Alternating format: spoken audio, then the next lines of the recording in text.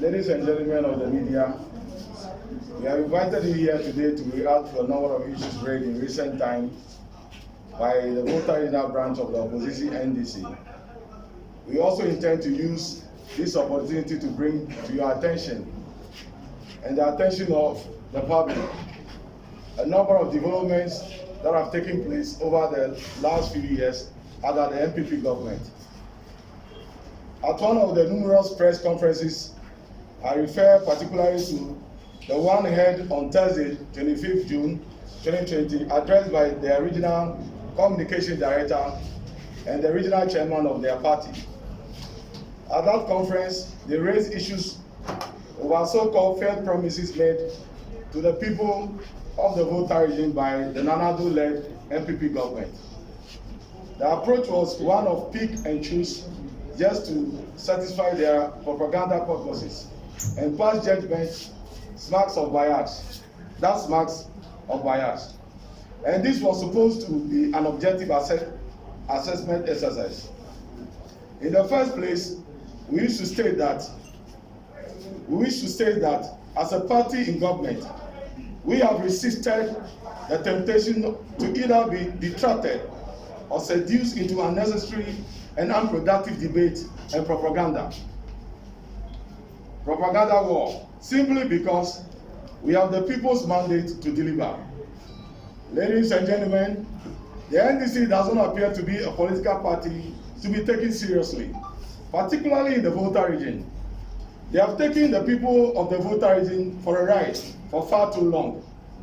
It must be dawned on them by now that the people of the Volta region are discerning and can no longer be hoodwinked by tribal bigotry or emotional politics.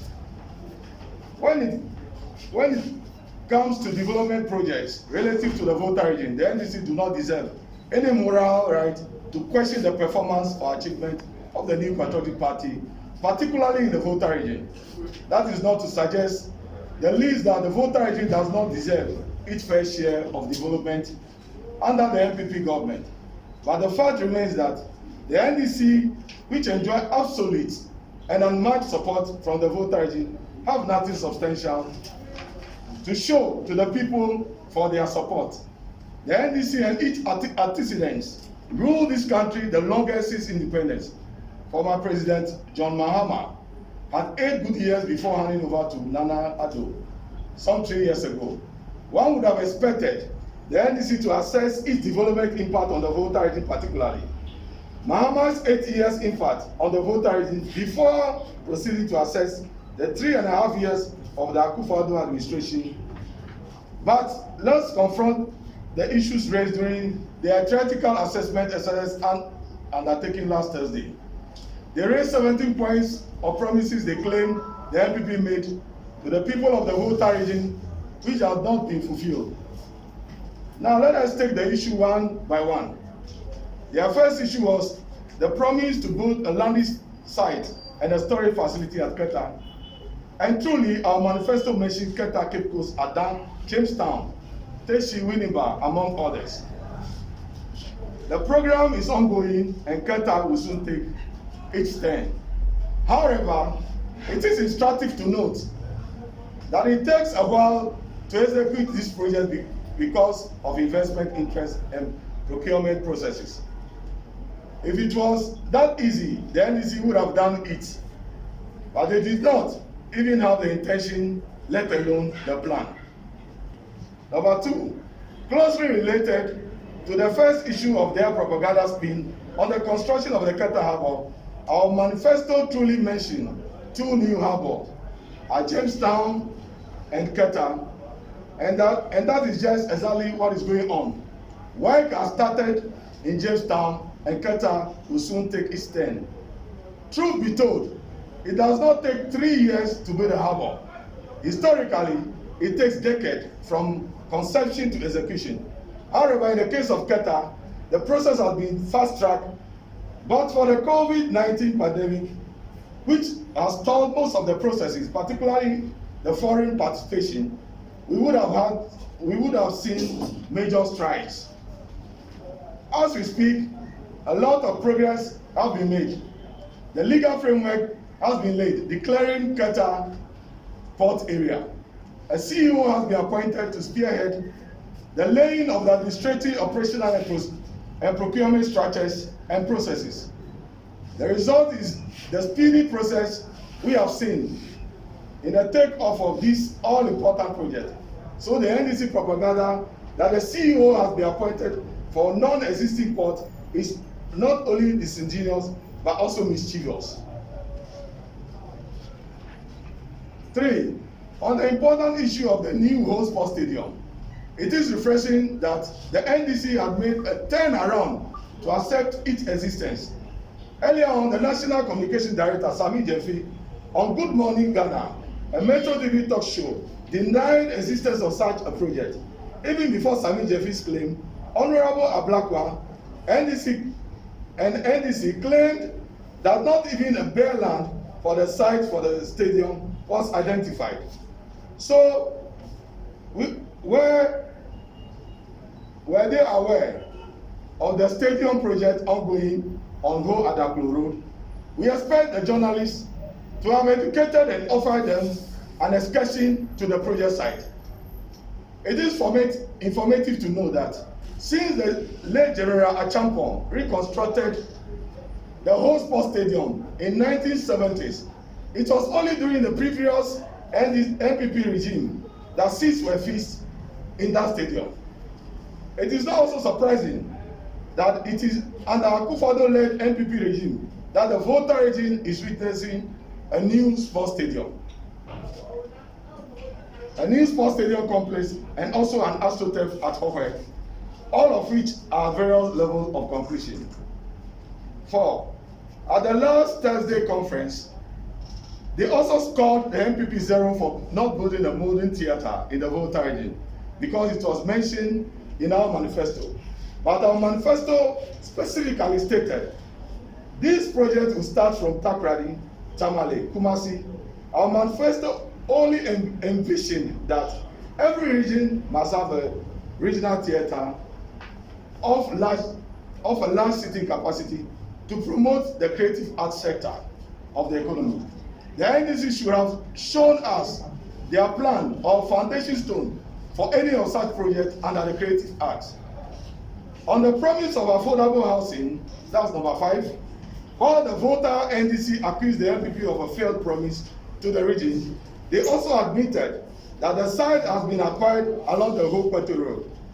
The truth is that the ministry is collaborating with services sectors to provide services such as electricity, water, road to the site, ostensibly to attract the needed private investment interest. The good news is that water will soon be extended to the area under phase 3 of the 5 district water supply scheme, an Austrian-funded project for which Parliament has approved £11.5 million. But for the COVID-19 pandemic, major distribution works would have been underway. Another positive development which will impact the whole affordable housing project will be the re-sealing of the 90 kilometers whole Aplau Road, which work is already underway. Sadly, the NDC failed to show any record or intention of any such project for the Volta region in Mohammed's 8 years at the presidency. 6. The NDC talked about broken promises by the NPP and claimed that there is no 1D, 1F in the Volta region as was promised by the NPP in 2016. In a press story early this year, addressed by Honorable Okujeto Ablakwa, he stated that the NPP only gave stimulus packages to 3 companies. On the concept of 1D, 1F, the truth of the matter is that the NDC either does not understand or are being mischievous. The concept is supposed to be a public-private partnership, PPP, program.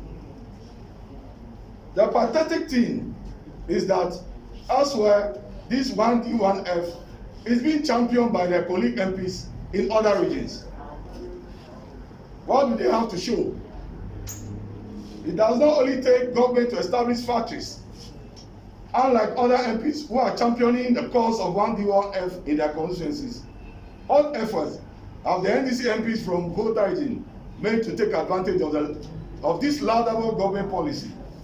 It will interest the NDC and Okujeto Ablakwa to note that right in the constituency, Northtown, right in his constituency, Northtown, the Volta Star Tester Limited, which was drug testers, was collapsed under his regime, under their regime, and has been recapitalized and is back on its feet, giving jobs, livelihood to thousands of his constituents. 7. Their 11 point has to do with the disbursement of $1 million per constituency promise. On this matter, the NDC and Okujeto Ablakwa did not only get it wrong again, but also are being mischievous. While they accused the president of failed promises, they were most deceptive. Are they not aware that the $1 million was not going to be carried to any constituency without a project at hand?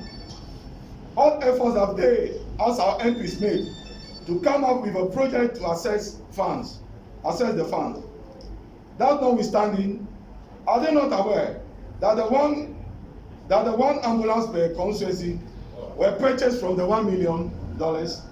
Are they not aware that the institutional toilets have been built from the $1 million? Are they also not aware that the one district, one warehouse project are being built from the $1 million? All these are being executed under the Ministry of Special Initiative. 8. There are 9-point raised issues with the non-availability of an industrial park as envisioned in our 2016 manifesto. The NDC, in its assessment, admits that the program for the establishment of industrial park is laudable and the way to go in our industrialization efforts. But we cannot realize this vision without availability of litigation-free lands. And government, in consultation with chiefs and landowners, are still working hard to secure a land for this project. And we are reliably informed that Adaklo chiefs and landowners are ready to support this project. 9. On the issue of new district hospitals, the NDC rightly invoke our constitutional promise to either strengthen one and build new ones where there are none. This is exactly what is ongoing. Existing hospitals are being refurbished and re-equipped. Uncompleted ones are being completed, and new ones are going to be built where there are none. The NDC must understand that challenges and new demands in the health sector will definitely affect some of the projected projects in the manifesto. The NDC's simplistic understanding of health infrastructure and delivery is laughable. They only believe that the construction of buildings called hospitals or cheap compounds are all about health delivery.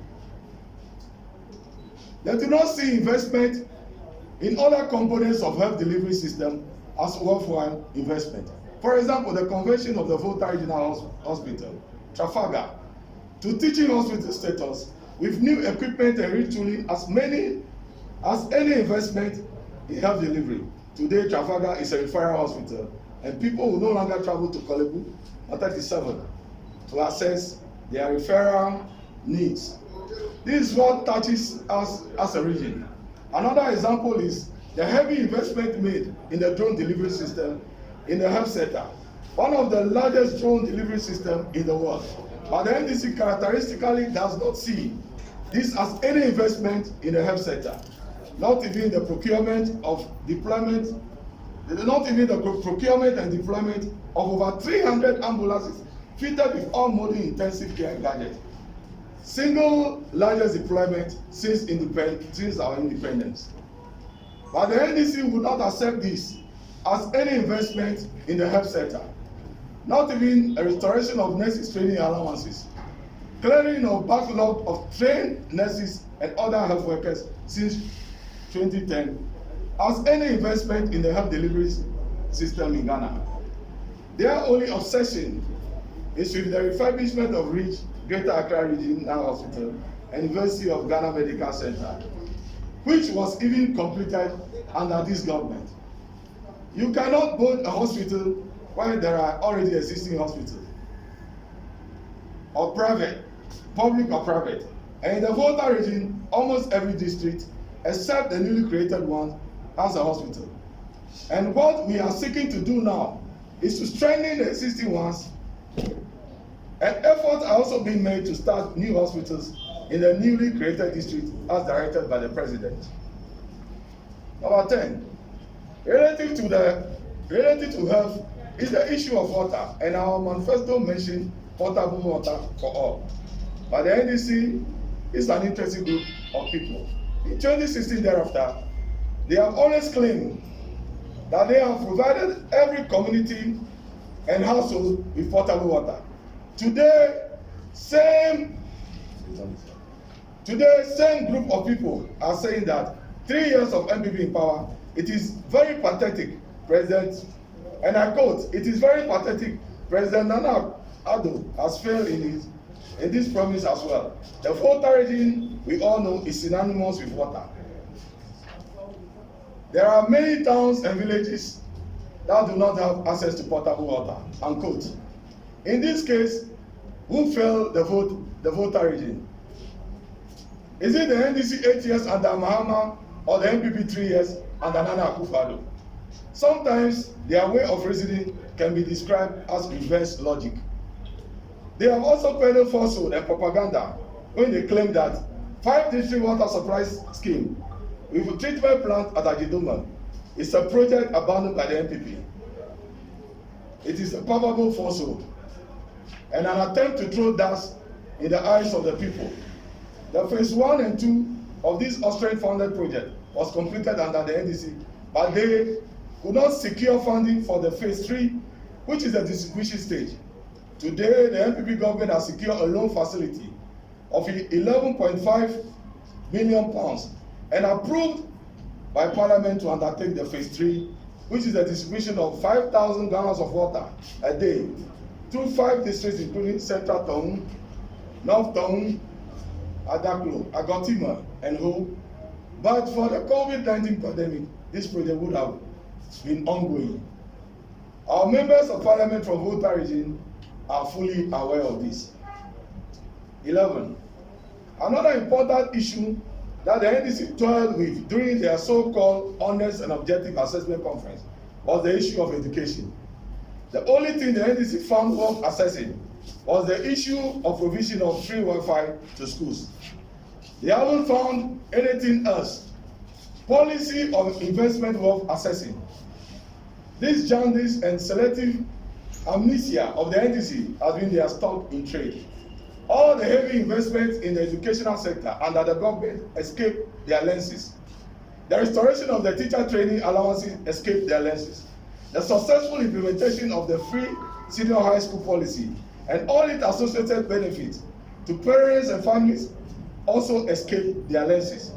But we will not begrudge them for their political bias.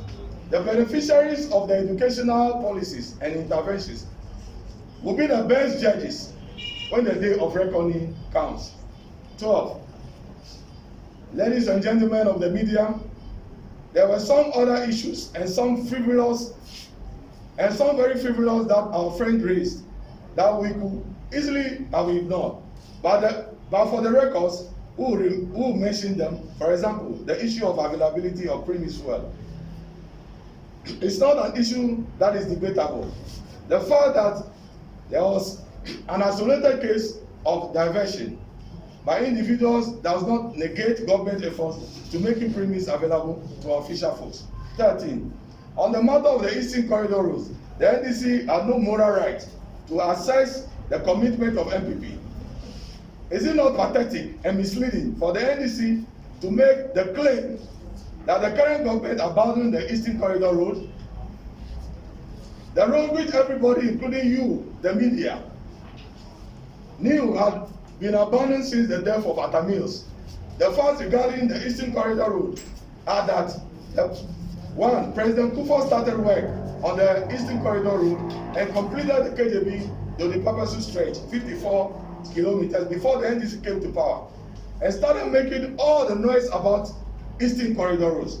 The late Atta Mills also actually started some work from Esikuma Junction towards Peki, but following his sudden and untimely death, the NDC under Mahama abandoned the project and funding and equipment diverted to Fufusu Soala Road in his home region, the northern region. Not even when they brought portions of the Eastern Corridor roads and the Akoko roads was any serious work done in terms of funding, priority, and attention. As usual and typical of the NDC, it was in 2016 election period that they mobilized some Chinese construction firm onto the road to create a picture of ongoing works. This is the stock in trade of the NDC, and this has been repeated over the period. And this is how they have always treated the Volta region. Ladies and gentlemen, it will interest you to note that most of the critical roads are not only receiving attention, but also contractors are back on site. Example, Sokode Ho Dual Carriage, the Eastern Corridor roads, Fudume Hohoi Road, etc. Today, the NDC admits that the 90-kilometer Ho Aplawu Road was widely and severely damaged during their time, but they did nothing about it. It is being worked on today. Kliko Aplawu Town Roads, which started under the previous MPP government and abandoned during the 8 years of Bahama NDC, are receiving attention today. Procurement processes have been completed. It is needless to talk about one district, one warehouse, when they themselves have admitted that work is ongoing and can mention Hohwe, Ho, and Ketuno. The rest of the districts will take their turn when the site has been procured and the necessary procurement processes have been completed. The true story of the UHAS is that it was incubated in the former President Kufuor's nurses and doctors' flat at mile 45 Ho, registered nurses auditorium, Ho residency annex, and some makeshift structures at the then Volta Regional Hospital, Trafalgar, to start the university. They can only be credited for the administration block. This is the group of people who have bastardized the free SHS policy on the grounds that there were no enough infrastructure in place for its commencement. But they could start a whole university without infrastructure. Ladies and gentlemen, today, Nanado's led MPP government has completed a number of permanent structures, including a laboratory for UHAS. And as we speak, a number of infrastructure projects are ongoing. Including of UHAS is another grand deception. Ladies and gentlemen, in the area of educational policy, implementations and projects, the NDC cannot match the MPP's record in the Volta region. For example, in respect of infrastructure expansion, the previous MPP government model schools projects can be found in almost every district at the time. For example, one can mention Adidoma SHS, Pando SHS, Mauko Girls SHS, Boyema SHS, KJB Asato SHS, Krachi SHS, Chito Awudoma SHS, and the list continues. In addition to these model schools, one can also mention very significant infrastructure projects in almost every SHS and provision of school buses and pickups. Examples of schools where these projects were done are Maulis SHS Road, Computer Lab, Georgia Penny SHS, Assembly Hall, Assembly Kundani Hall Complex, and Girls Dormitory. Polar Girls Dormitories, St. Paul's SHS, Denu, 80 units, 1-story classroom block. Volta SHS, 12 units, 1-story classroom block. Womanu SHS, 12 units, 1-story classroom block. Bishop Herman College, dormitories. The NDC concluded the assessment exercise with the shameless mention of unprecedented achievement in the Volta region by the Mahama-led NDC government. And the only projects they could mention were largely uncompleted projects like the University of Health and Allied Sciences, UHAS, water treatment at Pando, Community Senior High School, Ho Airport, Ho Market. But these are misleading and disputable. A water treatment plant in Pando was laudable but not enough for a whole region that has given its unflinching support to the NDC over the period. For example, today, the Nanado-led MPP government has secured 11.5 million pounds and already approved by Parliament to undertake phase 3, which is the distribution of water under the 5-district water supply scheme to 5 districts aforementioned. In addition to this, the MPP government has secured a Spanish grant of $3.78 million under the water supply improvement project. Support led by Ghana Kingdom of Spain debt swap program for development. 18 water supply systems to 35 beneficiary communities across 4 districts with estimated 95,000 people. The distribution of the system is as follows. Adaklu 11, Agotino Jofi 4, Ho Municipal 5, Ho West 15. What is worthy of note is that all civil works have been completed, but for the COVID-19 pandemic, supply installation of plants would have been completed. Another controversial credit to Mahama is the issue of the E-blocks. The NDC have made the claim time and again that they also completed 10 E-blocks and left 15 uncompleted, but failed to mention where they are situated in the Volta region. It must be noted that so-called E-blocks, which they claim to have completed, were World Bank founded. The Mahama-led NDC failed to raise the needed local resources to do any meaningful work on this project. Today, Nanado-led NPP government has raised substantial resources locally to complete most of these projects. In addition to the ongoing works on the E-block, there are thousands of intervention projects ongoing in almost every SHS in Ghana, including those in the Volta region, to ease congestion and bring the double track system to an end in the shortest possible time. Needless to mention the provision of furniture, textbooks, and other teaching materials to all schools across the country. On the whole aerodrome, or so-called airport, the NDC claimed that the NPP government failed to operationalize the airport. It's a complete falsehood. It was not even an airport. The fact was that the NDC was constructing an aerodrome and created the impression before the world that they were constructing an airport which was commissioned uncompleted in 2016 for election purposes. In any case, it took the Nanado-led government to complete this facility and paid over 70% of the cost. However, true to expert and industry players' apprehension, the economic viability of this project is yet to be realized. On the issue of the whole central market stores, the NDC shared the stores to themselves even before the project was completed, and this generated anger among the traders who took the matter to court. The case is still pending before the court. However, the project may remain a white elephant for a long time to come because the design does not satisfy the cultural needs and commercial practices of our people. Ladies and gentlemen of the media, having dismissed the biased assessment and false claims of the NDC, I wish to state that a lot has happened in the past 3 years of Nanado-led NPP government with supersonic speed that could escape the attention of many.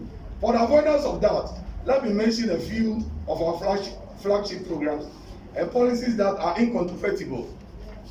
Free SHS, 1 district, 1 factory, 1 ambulance, 1 constituency, revamp railway sector, expansion of SHS facilities nationwide, retooling security agencies, NAPCO, planting for food and job, restoration of nurses and teachers training allowance, recruited over 15,000 teachers, teaching and non-teaching staffs for SHS, employed 60,000 youth in afforestation program, 1.5 million people added to the school feeding program, built more than 80 warehouse under district warehouse initiative, employed over 55,000 nurses, doctors and other health professionals, increased public sector salary by 12%, increased minimum wage by 11%, implemented the world's largest medical drug program, increased capitation grant for basic schools by 122%, etc. These and many other policies and projects have been executed in a relatively short period of 3 years. One can therefore say, without fear of contradiction, that 4 more years for Nana to do more for you is non-negotiable. In spite of all this, the NDC, our main opponent, have tried to create the impression as though nothing has happened and have been misleading and misinforming our people in the Volta region. At this point, ladies and gentlemen, I wish to use this same platform also to respond to the infertile, terrorite, and tribal effusion spewed out by the regional chairman of the NDC, Mr. Henry Amatapi, at the same press conference held by the NDC last Thursday. You all listened to his unrestrained tirade in which he leveled accusation, insult, verbal attacks, and threatened everybody, including the presidency, the president family, our chiefs and public servants, journalists and members of the MPP and their families in the Volta region. Listening to Amatapi, our initial reaction was that he might be under the influence of some illicit substance. Others maintain that it is his way of life and might be suffering from some sort of acute personality disorder. Some others ask for sympathy for him. But I wish to use this opportunity to send a clear message to Amatapi that our democracy has matured and there is no room for tribal bigotry, murderous accusation, and threats to individuals or group of people. His unprovoked attack and threat of death or war against people in their lawful employments or members of other political parties other than his will not be countenanced under any circumstances. And this warning is without prejudice to the accusations and allegations leveled against people who might be contemplating a legal action against him.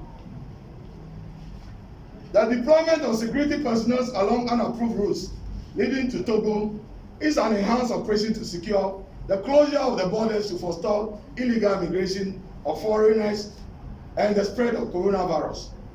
It is instructive to note that our assemblies and government have been spending huge resources on quarantine and testing of all such illegal immigrants. The enforcement of the closure of the borders is in the public health interest of our region and people, and has nothing to do with the impending voters registration exercise. Amatapi must be told that his pronouncements threaten the peace and stability of Volta region more than any lawful security operation in our region. We challenge him to show proof of ethnic cleansing or unlawful removal of errors from civil and public services of Ghana. He should also show proof of removal of errors from security services along our borders. Otherwise, such irresponsible, insightful pronouncement must be withdrawn. He is old enough to know that the consequences of such dangerous, unguided pronouncements. The Volta region is not at war with MPP, and the MPP government has not declared any war against the Volta region. His imagination and propaganda intent. It is also not his business to instruct our chiefs or direct the media as to how to do its works. After mercilessly accusing them of bribe from the government, his claim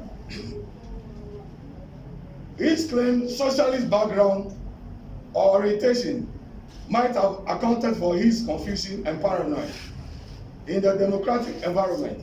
He must be reminded that Ghana is not a socialist state nor an appendage of Cuba. His so-called signal or call on Voltarians to rise up in arms is but a vain threat and just loud noise of desperate and spent political force. He will be the first casualty in any event of violence induced by him and his cohorts. Amatapi must be reminded that the Volta region is not the property of the NDC and will never be. When does it become the law that every citizen of the Volta region must be a member of the NDC? Or when does it become a crime for any Voltarian to belong to any party other than the NDC? Ghana is a unitary state, and our fourth Republican Constitution guarantees freedom of association and choice. Ladies and gentlemen of the media, is it not sad and infertile for Amatapi to say that because the University of Health and Allied Sciences UAS is sited in the Volta region. It has become a sole property of the Volta region. Since when does it become a norm that when the university is located in a region, it should be headed and controlled by citizens of that region alone? Amastapi and his cohort must be told in no uncertain term, UAS is a public university and remains the property of the Republic of Ghana because it was bought by Ghanaian taxpayers' money. Elderly and confused people like Amastapi, who are still wallowing in tribal bigotry and self-delusion, must be reminded that Ghanaian, and for that matter, Voltarians, cherish peace and will continue to contest, and will not continue to contest those who are living on the bonuses of nature to undermine the peace and plunge us into chaos. Thank you very much for your attention. God bless you all.